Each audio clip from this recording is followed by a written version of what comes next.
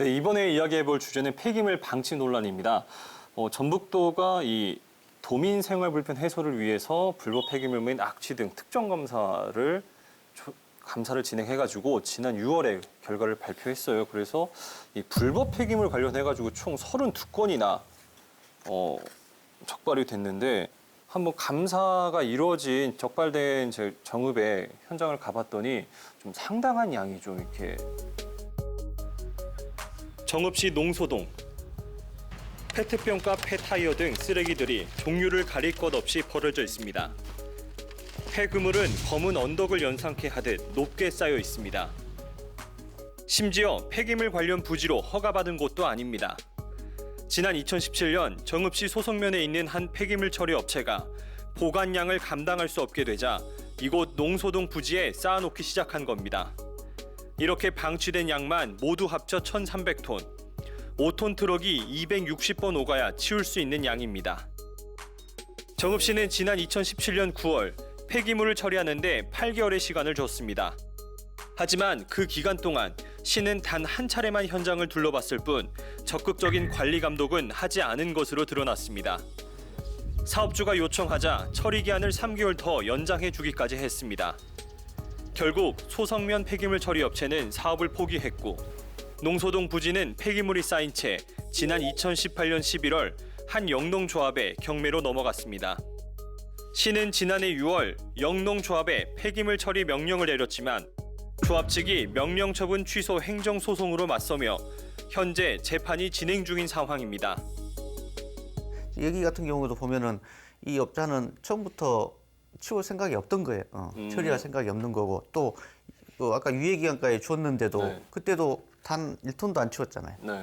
자, 그거는 본인이 치울 생각이 없고 돈만 벌 욕심을 가지고 있었던 거고 이건 상당히 의도적이라는 좀 생각이 들고 거기에다 지금 경매 처분까지 해버렸고 일단은 조금 경매 받은 분도 조금 약간 부적절한 상황 같은데 그 상황을 알고 있잖아요. 네. 알고 있으면서도 이거는 어찌 보면 그 행정의 구멍을 파악하고 거기까지 지금 대처하고 그분도 매입을 하신 것 같은데 이게 좀 도덕적인 좀 이쪽 옆에 계신 분들이 전부는 아닌데 상당수 지금 이렇게 감사 적발된 업체들 보면 공통점이 도덕적으로 해이하고 처음부터 이분들은 처리할 것보다 그 기간 내에 돈만 벌 목적을 갖고 계시는 것 같아요.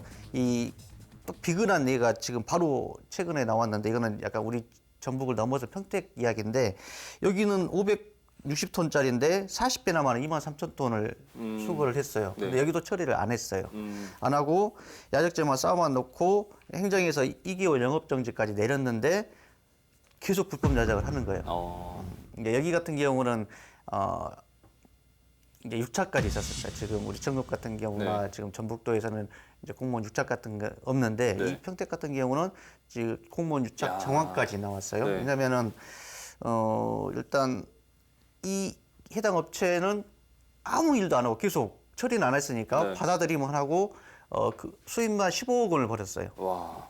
그리고 정황이 지금 공무원한테 전달된 정황이 또 수천만 원이 건너간 정황까지 지금 밝혀져서 일단 경찰이 이런 해당 한 20여 명 지금 소환한 상태인데 이 사례로 보면은 지금 비슷한 사례들이 감사 적발된 사례들을 보면 이 업자들은 전부 처리할 생각이 없이 돈만 벌려고 하고 야적만 하고 돈만 벌고 빠지는 약간 어찌 보면 정말 악질적인 분들이 좀 많은 거죠.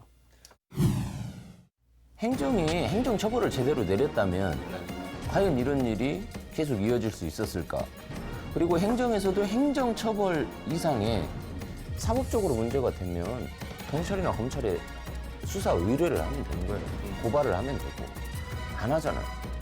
그러니까 이게 몇 년 뒤에 수년에 걸쳐서 이렇게 불법 영업을 하고 있어도 제대로 조치를 안 당하고 되려 행정에다가 지금 소송을 걸고 있잖아요. 환경 처리 업에 대한 그 수요는 갈수록 늘고 있어요. 단지 수요를 할 수 있는 곳은 허가는 나기 힘듭니다. 특히 그 님비 현상 때문에 허가가 웬만해서 나잖아요. 그러면 지금 어떤 상황이 발생을 하냐면 기존의 허가권을 갖고 있는 업체들이 수요는 늘어나고 그리고 처리하는 데는 한정이 됐기 때문에 네. 단가가 높아집니다. 그래서 기존에 갖고 있는 환경업 하신 분들 대부분 가만히 앉아 있는데 수익은 계속 늘어가는 체제예요, 시스템이에요.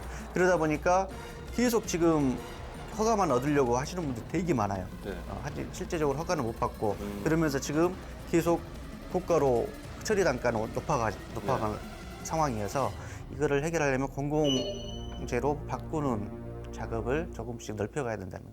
근데 저는 이제 이 사안을 보면서 좀 걱정이 됐던 게 뭐냐면 최근에 김제에서도 그렇고 군산에서도 이 폐기물 업체에서 불이 나가지고 수일째 지금 계속 화재가 이어지고 있잖아요. 근데 이렇게 방치된 곳에 또 화재가 난다? 그럼 또 그 피해는 또 고스란히 주변에 사는 분들에게 또 전가가 되기 때문에 이러한 그 사각지대에 대해서 좀 국가가 나서서 좀 책임을 져야 되지 않나